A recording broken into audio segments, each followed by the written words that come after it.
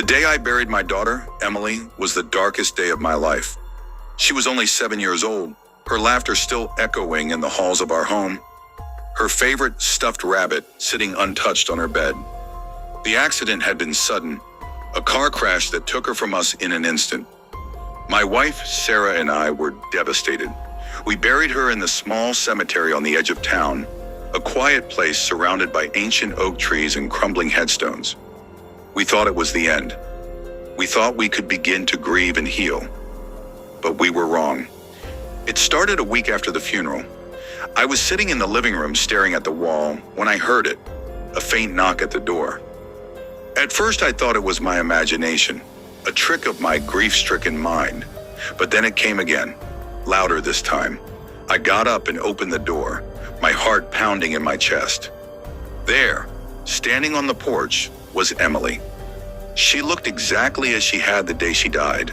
Her blonde hair in pigtails, her favorite pink dress, her small hands clutching her stuffed rabbit.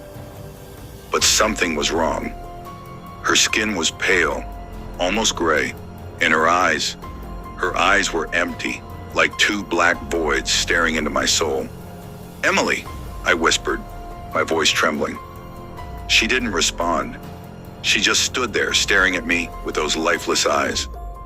I reached out to touch her, but she stepped back, her movements stiff and unnatural. "Emily, it's me.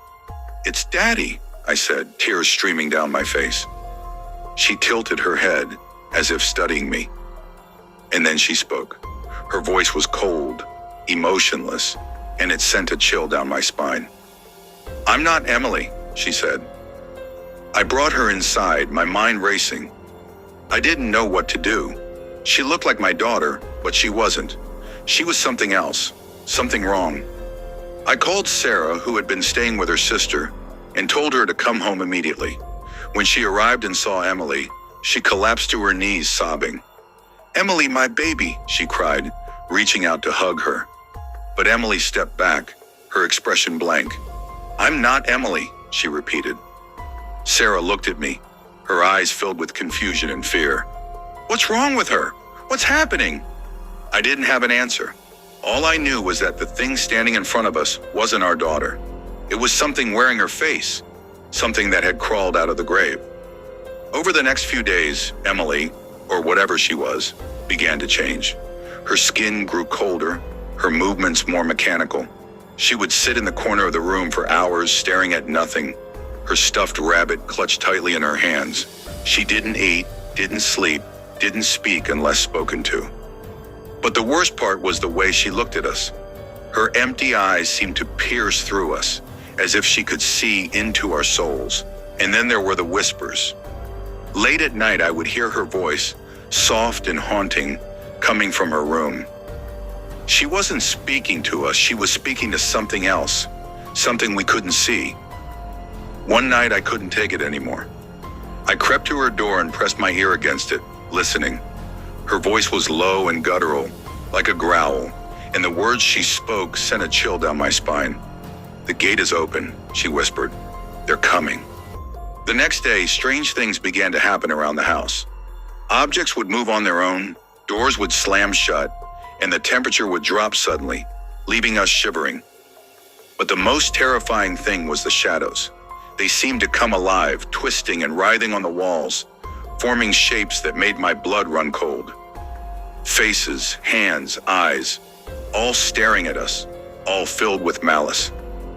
Sarah was on the verge of a breakdown. "We have to do something," she said, her voice trembling. "We can't keep living like this." But what could we do? We couldn't call the police. They would think we were crazy. We couldn't take Emily to a doctor. They would lock her up and throw away the key. We were trapped, prisoners in our own home. One night I decided to confront Emily. I couldn't take the uncertainty anymore.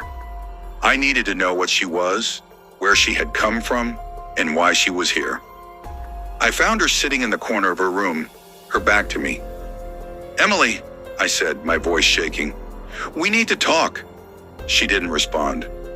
I stepped closer, my heart pounding in my chest. "Emily, please, tell me what's happening. Tell me who you are." Slowly, she turned to face me.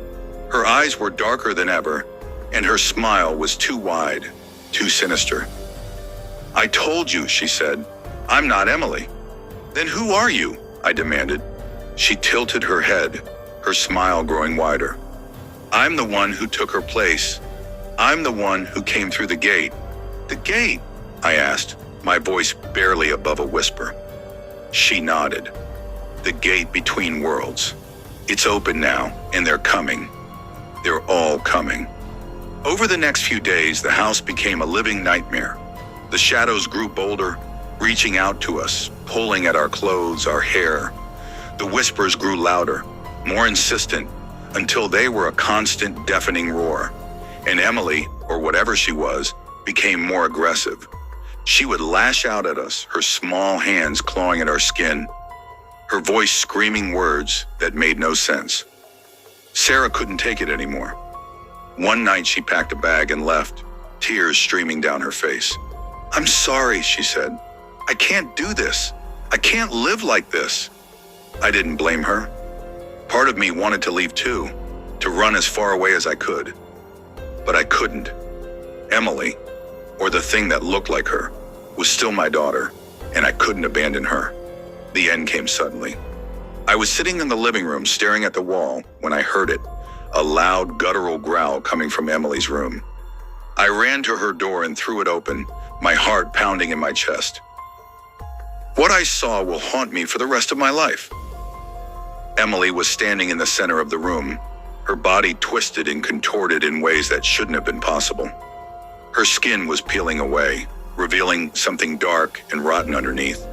Her eyes were glowing, and her mouth was stretched into a grotesque smile.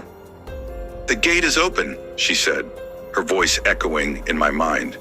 "They're here." And then the shadows came alive.